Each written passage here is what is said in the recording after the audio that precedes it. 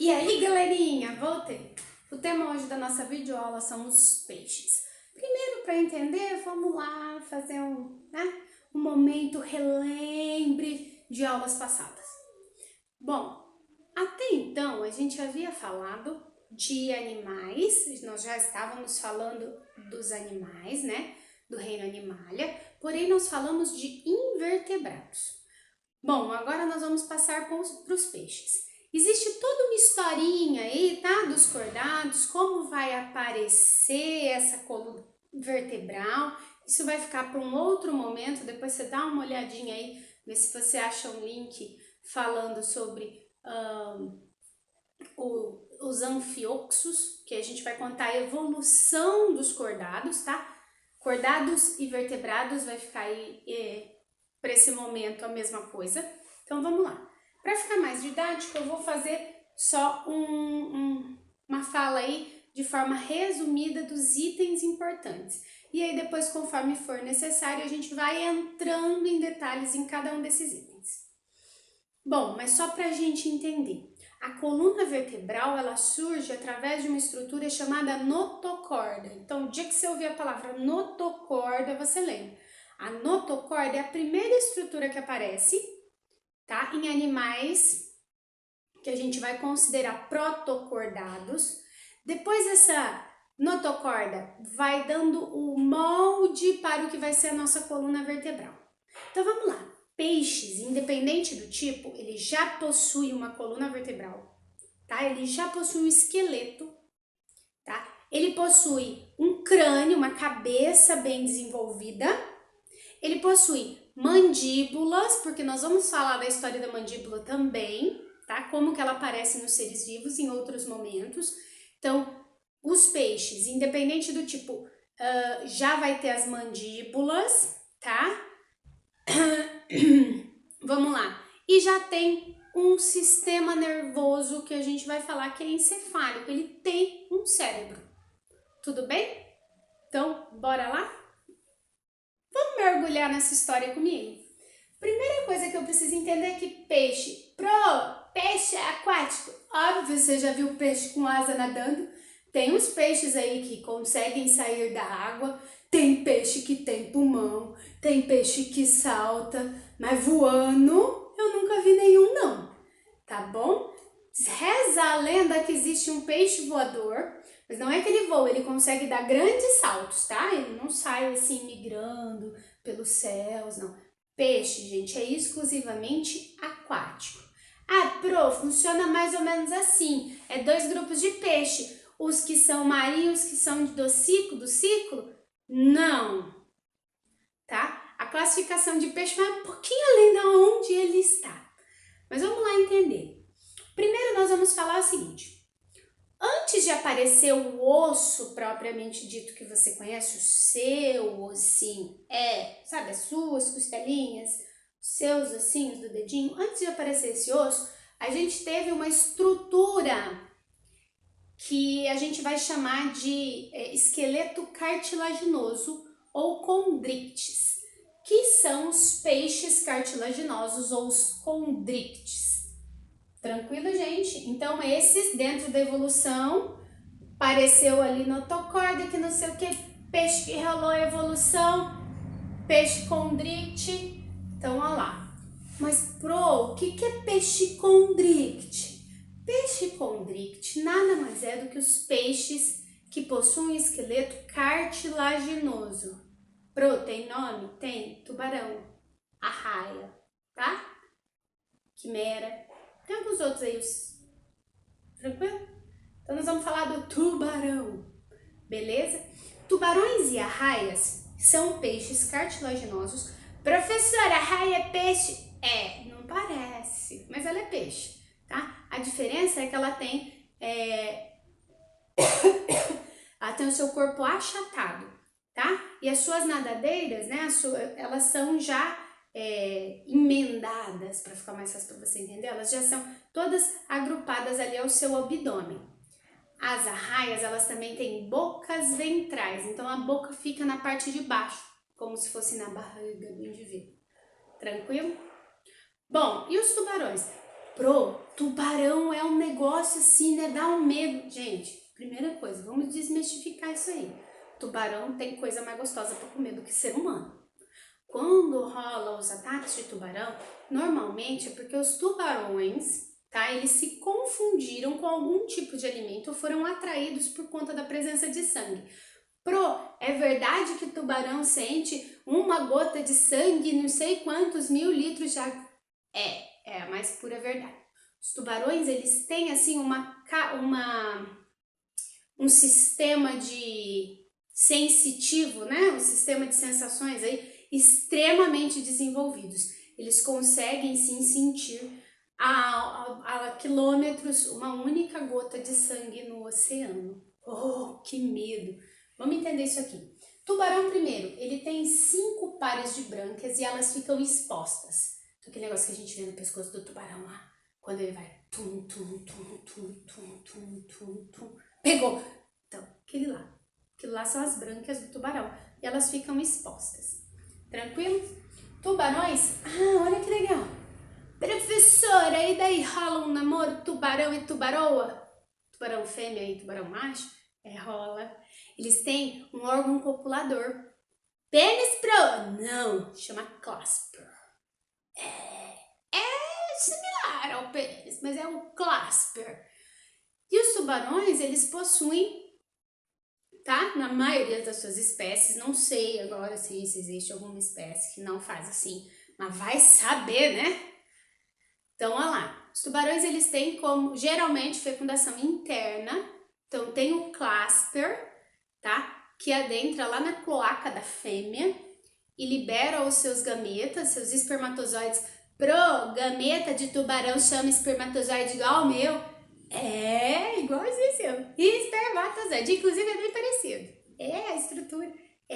Só que tem tubarão que bota ovo, tem tubarão que o ovo fica dentro do corpo da fêmea e tem tubarão que tem literalmente um parto. Então, nós temos tubarões vivíparos, ovíparos e ovovivíparos, tá? E então pode ser que você um dia pise num ovo de arraia por aí, ele tem uma pontinha que pode te machucar. Você pode encontrar um tubarão parindo. Não, legal, né? Possui os 3 tipos. Bom, vamos lá. Os tubarões, eles têm aí, então, fecundação interna, a partir do clasper, tem acento. Eles podem ser vivíparos, ovovivíparos e ovíparos. Eles têm 5 pares de brânquias, que são expostos na maioria das vezes, tá? As nadadeiras também costumam vir em números ímpares. A gente tem como principal exemplo tubarão e arraia. E olha que legal, eles têm umas escamas chamadas de placoides. Placoides. Essas escamas chamadas de placoides, primeiro que elas, quando você passa a mão, você nem a sente na superfície, no tegumento, né? Na pele, certo tegumento, mas pode chamar de pele, do animal. E elas são compostas por uma substância chamada dentina. Dentina, dentina.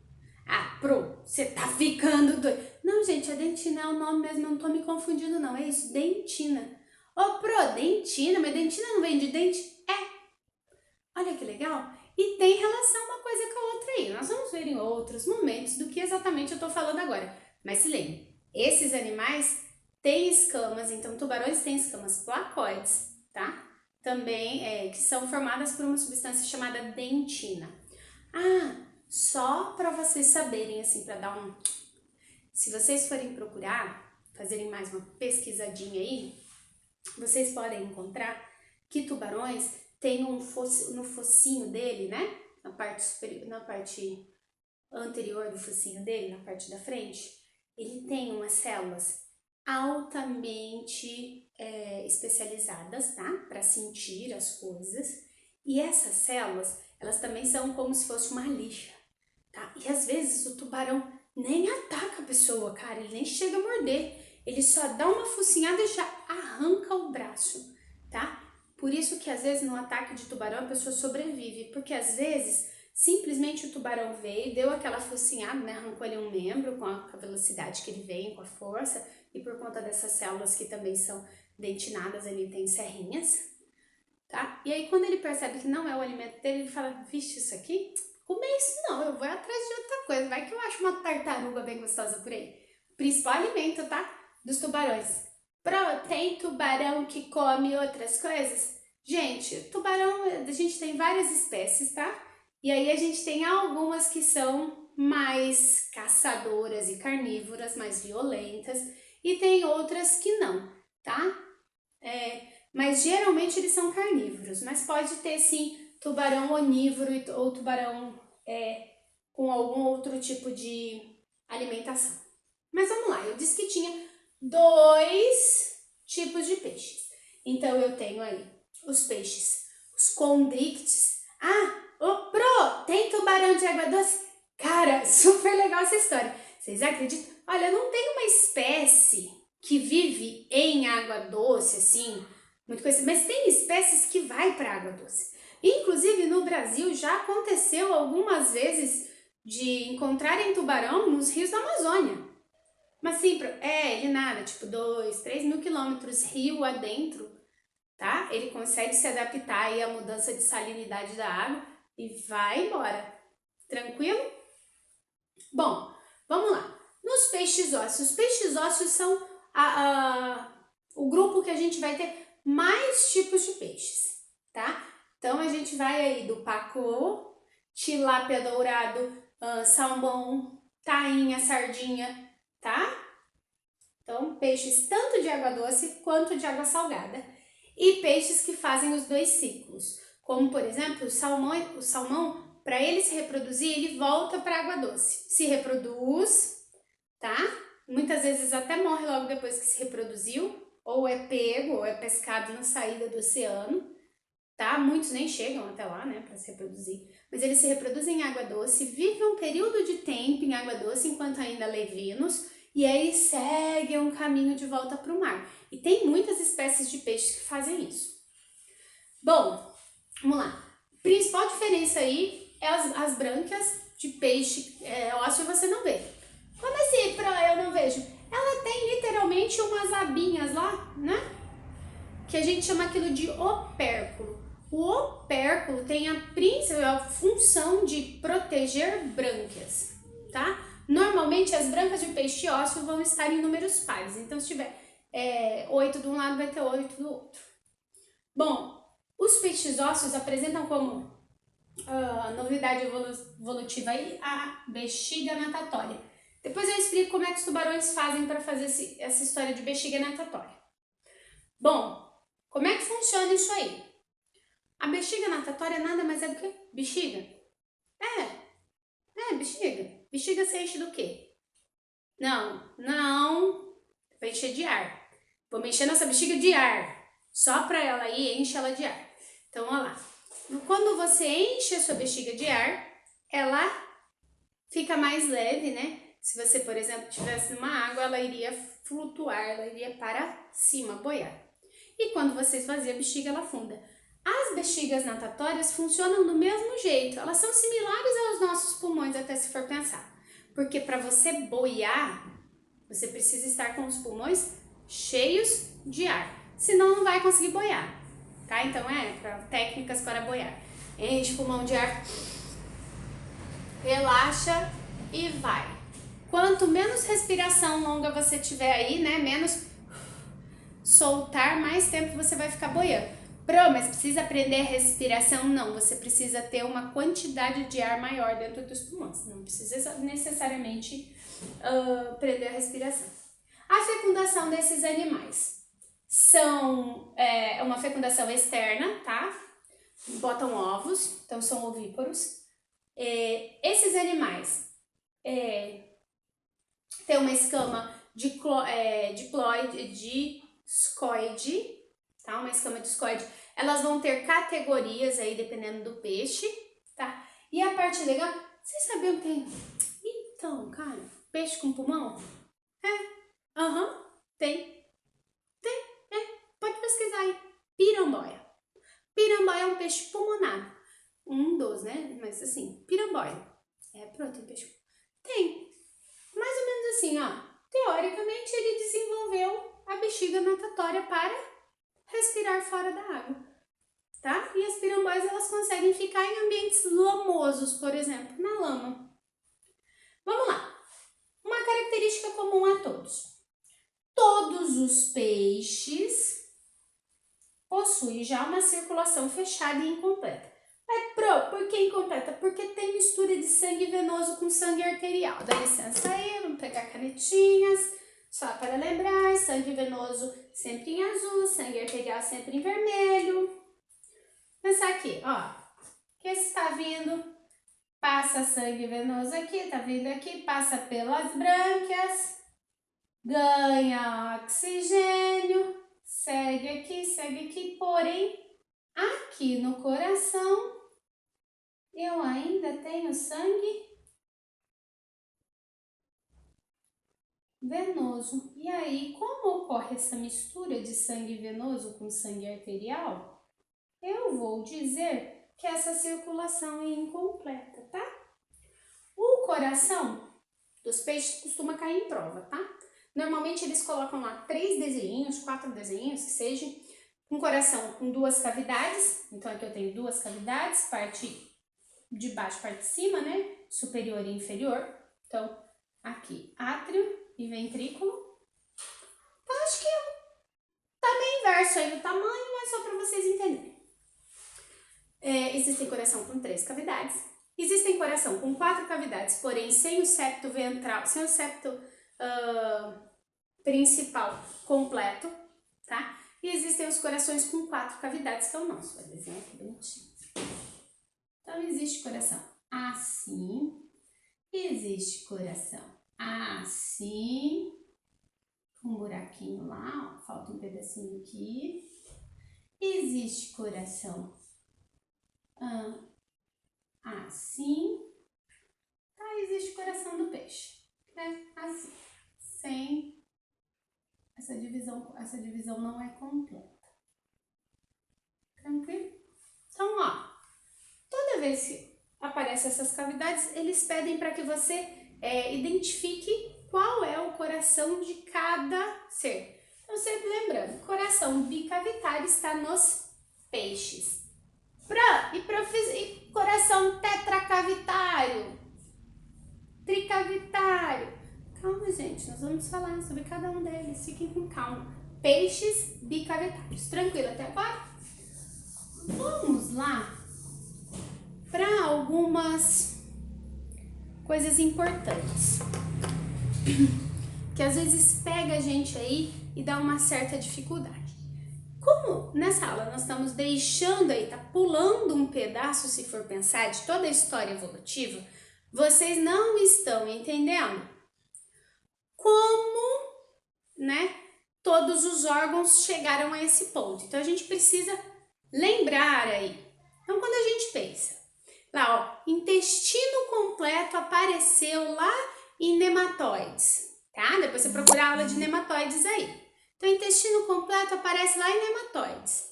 Então eu tenho nematóides, eu já tenho intestino completo. Tranquilo? Beleza? Quando eu falo aí de sistema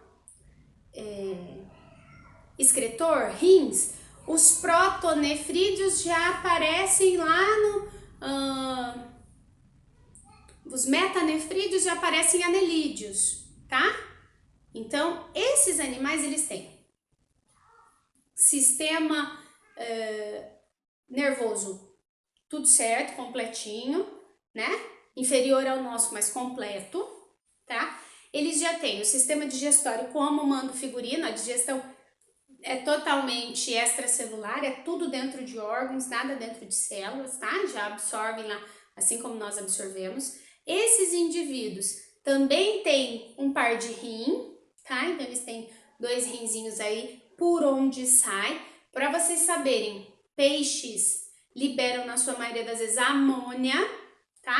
Existem algumas situações aí de peixes que vão liberar ácido úrico, mas na grande maioria peixe tem como excreção amônia, só para vocês saberem. Nós excretamos ureia, tá? Aves excretam ácido úrico e os peixes vão excretar amônia, para ficar mais simples aí a explicação. Esses animais, além disso, eles já possuem aí a questão, né, da respiração bem definida. Então, apesar de respirarem por brânquias, isso é legal eu falar, eles respiram por brânquias, mas a oxigenação do sangue ocorre de forma normalmente por essas brânquias. Então, só para vocês saberem, aqui ó, tem as brânquias, tá? A água passa para um lado e o sangue vai passar pelo outro. Então, aqui ó, sangue e água. O que vai acontecer aqui? Vai rolar um impacto aqui, ó, dentro das brânquias. Esse impacto, o oxigênio entra por osmose, por difusão, desculpa.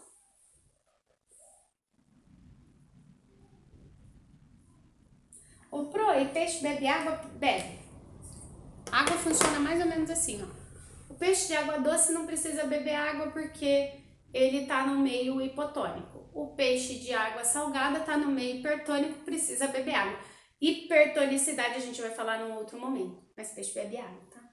Tranquilo até aqui? Apareceu dúvidas? Faz comentário aí pra mim, beleza? Beijos!